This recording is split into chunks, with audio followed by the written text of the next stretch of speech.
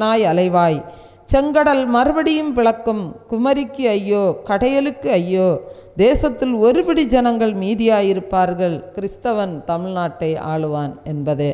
அன்பானவர்களே, இந்த புத்தகமானது 292 பக்கத்தில் வெளிவருகிறது. இந்த புத்தகத்தின் விலை 150 ரூபாய். இந்த புத்தகம் உங்களுக்கு தேவைப்படுமாயின் 9442131629 என்ற நம்பருக்கு உங்கள் முகவரியை தெளிவாக பதிவிடவும் இந்த புத்தகம் உங்களுக்கு அனுப்பி வைக்கப்படும். இந்த புத்தகத்தின் தபால் செலவு 25 ரூபாய். இந்த புத்தக ஊழியத்தை நீங்களும் தாங்க விரும்பினால் 100 புத்தகம், 500 புத்தகம், 1000 புத்தகம், இன்னும் உங்கள் திராணிக்கு ஏற்றபடி இந்த புத்தக ஊழியத்திற்கு நீங்கள் நன்கொடைகளை காணிக்கைகளாக கொடுத்து இந்த ஊழியத்தை நீங்கள் தாங்கலாம். அன்பானவர்களே, ஜீவ ஒளி தொலைக்காட்சி 24 மணி நேரமும் கேபிள் டிவிகளில் ஒளிபரப்பப்பட்டு கொண்டிருக்கிறது. அரசு cable 598, TCCL 740, VK digital 720, CDN 813, Aristo 625, GTPL 984, SCV 179, Akshaya 675, ஜாக் 94 இப்படிப்பட்ட கேபிள் டிவிகளில் நீங்கள் 24 மணி நேரமும் ஜீவ ஒளி தொலைக்காட்சியை பார்க்கலாம். மேலும் ஸ்மார்ட் டிவி ஆப்ஸ்களிலும் நீங்கள் இந்த ஜீவ ஒளி தொலைக்காட்சியை பார்க்கலாம். Android TV, Google TV, Airtel Xtreme, Tata play Singh, Amazon fire TV, rohu, Jio setup box, apple TV, LG smart TV, Samsung smart TV, Huygens இப்படிப்பட்ட ஆப்புகளிலும் நீங்கள் இந்த ஜீவ ஒளி தொலைக்காட்சியை பார்க்கலாம். ஒரு பாடலை கூட கரங்களை தட்டி உற்சாகமாக பாடலாம்.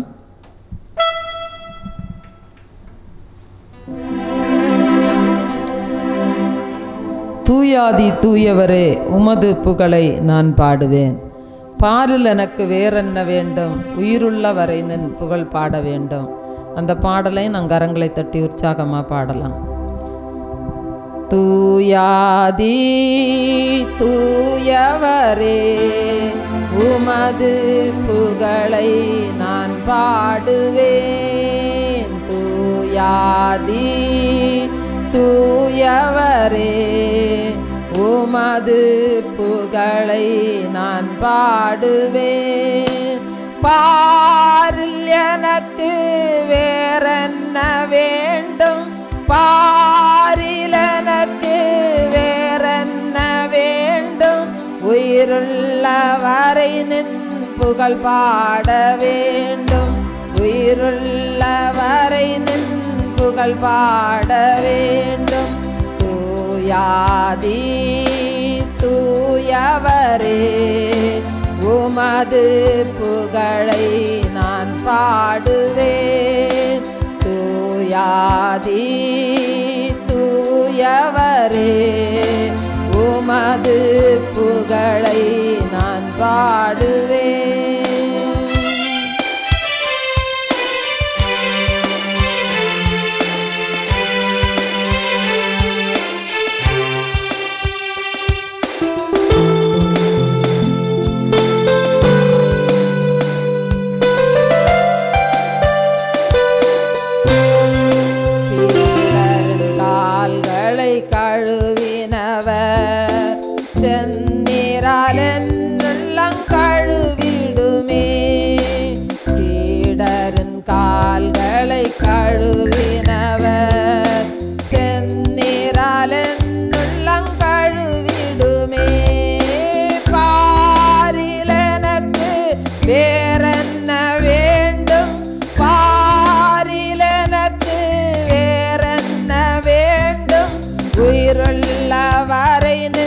புகழ் பாட வேண்டும்.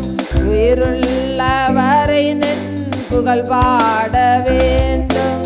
தூயாதி தூயவரே உமது புகழை நான் பாடுவேன். தூயாதி தூயவரே உமது புகழை நான் பாடுவேன்.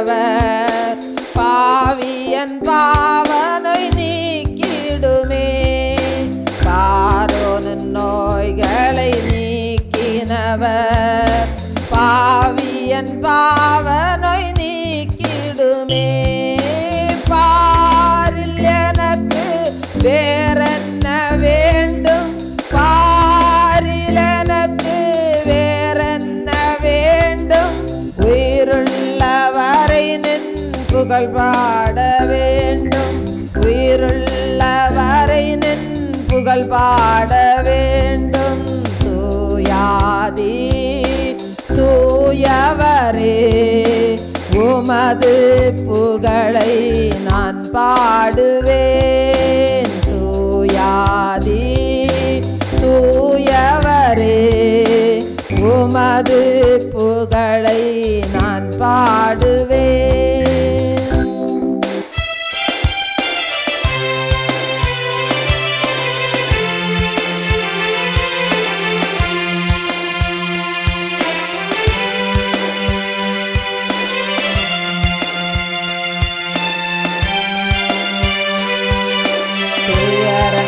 பாரினில் அடைந்தவரே துன்பங்கள் தாங்கிட பலன் தாருமே துயரங்கள் பாரினில் அடைந்தவரே துன்பங்கள் தாங்கிட பலன் தாருமே பாரில் எனக்கு வேறென்ன வேண்டும் பாரில் எனக்கு வேறென்ன வேண்டும் உயிருள்ளவரை நின் புகழ் பாட வேண்டும் உயிருள்ளவரை நின் புகழ் பாட வேண்டும் தூயாதி தூயவரே உமது புகழை நான் பாடுவேன் தூயாதி தூயவரே உமது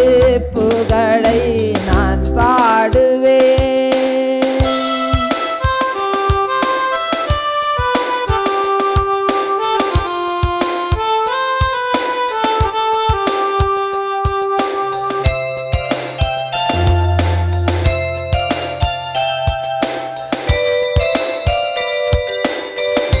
தன் ஜீவன் எனக்காக தந்தவரே என்னுள்ளம் பலியாக ஏற்றிடுமே தன் ஜீவன் எனக்காக தந்தவரே என்னுள்ளம் பலியாக ஏற்றிடுமே பாரில் எனக்கு வேறென்ன வேண்டும் பாரில் எனக்கு வேறென்ன வேண்டும் உயிருள்ளவரை நின் புகழ் பாட வேண்டும் உயிருள்ளவரை நின் புகழ் பாட வேண்டும் தூயாதி தூயவரே உமது புகழை நான் பாடுவேன் தூயாதி தூயவரே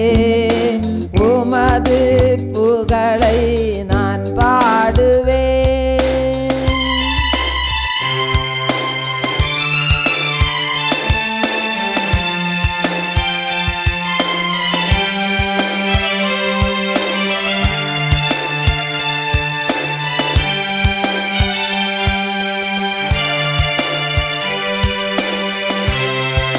பரலோகில் இடமுண்டு என்றவரே பரிவாக எனக்கும் ஓரிடம் தாருமே பரலோகில் இடமுண்டு என்றவரே பரிவாக எனக்கும் ஓரிடம் தாருமே பாரில் எனக்கு வேறென்ன வேண்டும் பாரில் எனக்கு வேறென்ன வேண்டும் உயிருள்ளவரை நின் புகழ் பாட வேண்டும் உயிருள்ளவரை நின் புகழ் பாட வேண்டும் தூயாதி தூயவரே உமது புகழை நான் பாடுவேன். தூயாதி தூயவரே உமது புகழை நான் பாடுவேன். அல்லேலூயா அல்லேலூயா அல்லேலூயா. நீதிமொழிகள் 24வது அதிகாரம் 10வது வசனத்தை நம்ம வாசிக்கலாம். நீதிமொழிகள் 24வது அதிகாரம் 10வது வசனம். ஆபத்து காலத்தில் நீ சோர்ந்து போவாயானால் உன் பலன் குறுகினது. அன்பானவர்களே, ஒரு ஹோட்டலில் ஒரு பெண்ணு சாப்பிட்டு கொண்டிருக்கும்போது திடீரென்று ஒரு கரப்பான் பூச்சி வந்து அவள் மேல் அமர்ந்தது.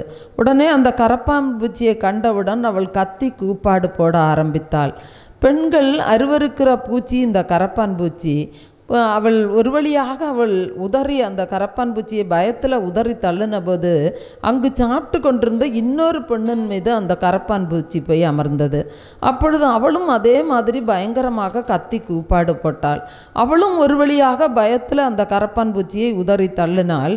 அப்பொழுது அங்கு சாப்பாடு பரிமாறிக்கொண்டிருந்த ஒரு சர்வர் மீது அந்த கரப்பான் பூச்சி போய் அமர்ந்தது. உடனே அவர் இந்த பெண்களைப் போல அவர் கத்தி கூப்பாடு போடவில்லை.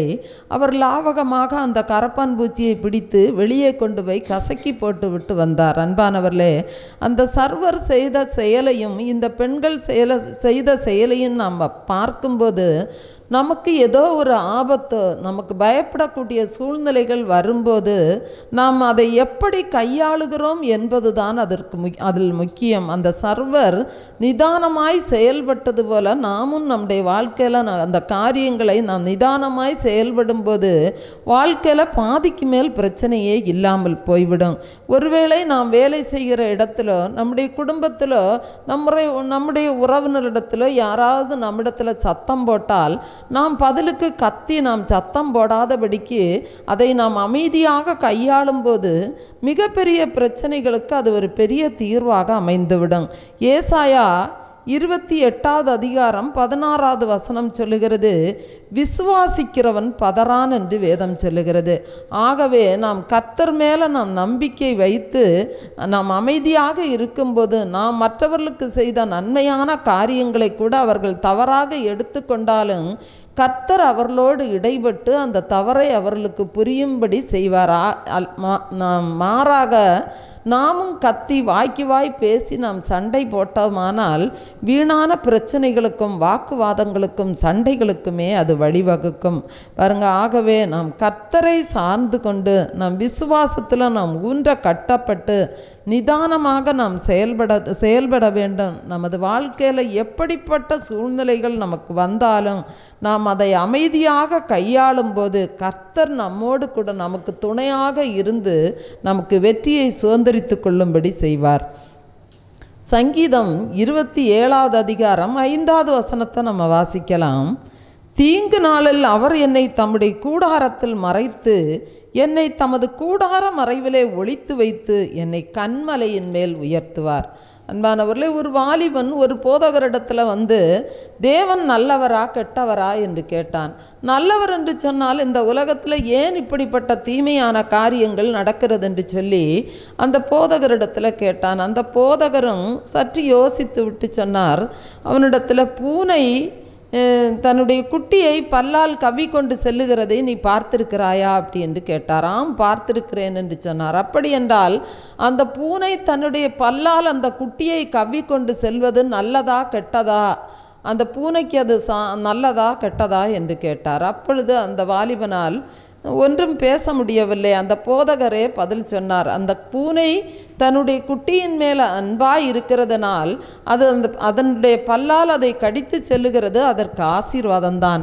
அதே பல்லால் அது எலியை பிடித்தால் அந்த எலிக்கு அது சாபம்.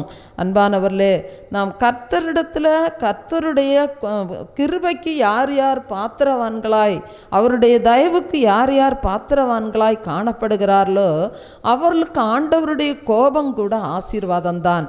ஆனால் தேவனுக்கு விரோதமாய் நடக்கிறவர்கள் அவருடைய நாசியின் சுவாசத்தினாலே அழிந்து போவார்கள். அன்பானவர்களே, நோவா காலத்தில் பாருங்க, பயங்கரமான அந்த ஜலப்பிரளயம் தேவனுக்கு கீழ்ப்படியாதவர்களை எல்லாம் அழித்து போட்டது. ஆனால் நோவா நோவாவுக்கும் குடும்பத்திற்கும் மிகப்பெரிய ஒரு வாழ்வை கொடுத்தது. பாருங்க, தேவன் வேதத்தில் சொல்லும்போது எகிப்தியருக்கும் இஸ்ரவேலருக்கும் நான் வித்தியாசத்தை உண்டு பண்ணுவேன் என்று சொன்னார். யாத்ராகமம் 11வது அதிகாரம் 7வது வசனத்தை நாம் வாசிக்கும்போது, ஆனாலும் கர்த்தர் எகிப்தியருக்கும் இஸ்ரவேலருக்கும் பண்ணுகிற வித்தியாசத்தை நீங்கள் அறியும்படிக்கு இஸ்ரவேல் புத்திரர் அனைவருக்குள்ளும் மனிதர் முதல் மிருக ஜீவன்கள் வரைக்கும் ஒரு நாயாகலும் தன் நாவை அசைப்பதில்லை. யாத்ராகமம் 14வது அதிகாரம் 20வது வசனத்தை நாம் வாசிக்கும்போது, அது எகிப்தியரின் சேனையும் இஸ்ரவேலரின் சேனையும் முழுதும் ஒன்றோடொன்று சேராதபடி அவைகள் நடுவில் வந்தது. எகிப்தியருக்கு அது மேகமும் அந்தகாரமுமாய் இருந்தது, இஸ்ரவேலருக்கோ அது இரவை வெளிச்சமாக்கிற்று. அப்படித்தான் பஸ்கா ஆட்டுக்குட்டியின் இரத்தம் எகிப்தியருக்கு தேவனுடைய மிகப்பெரிய கோபத்தை வெளிப்படுத்தினதாக நாம் பார்க்கிறோம். ஆனால் இஸ்ரவேலருக்கோ அது மிகப்பெரிய ஒரு இரட்சிப்பாய் அமைந்தது. சங்கீதம் 2வது அதிகாரம் 12வது வசனத்தை நாம் வாசிக்கும்போது, குமாரன் கோபம் கொள்ளாமலும் நீங்கள் வழியிலே அழியாமலும் இருக்கும்படிக்கு அவரை முத்தம் செய்யுங்கள். கொஞ்ச காலத்திலே அவருடைய கோபம் பற்றி எரியும், அவரை அண்டிக் கொள்ளுகிற யாவரும் பாக்கியவான்கள் என்று வாசிக்கிறோம். அன்பானவர்களே, தேவனுடைய கோபம் பற்றி எரியும் போது நாம் அவரை அண்டிக் கொள்ளுகிற யாவரும் பாக்கியவான்களாய் மாறுவோம். ஆண்டவராகிய இயேசுவை மாத்திரம் நம்முடைய வாழ்க்கையில் நாம் உறுதியாக பற்றி கொள்ள வேண்டும். அப்பொழுது நாம் இந்த உலகத்தில் வெளிப்படுகிற தேவனுடைய சகல கோபத்திற்கும் நாம் தப்பி சுகமாய் வாழ முடியும். நீதிமொழிகள் 14வது அதிகாரம் 26வது வசனம் சொல்லுகிறது, கர்த்தருக்கு பயப்படுகிறவனுக்கு திட நம்பிக்கை உண்டு என்று சொல்லப்படுகிறது.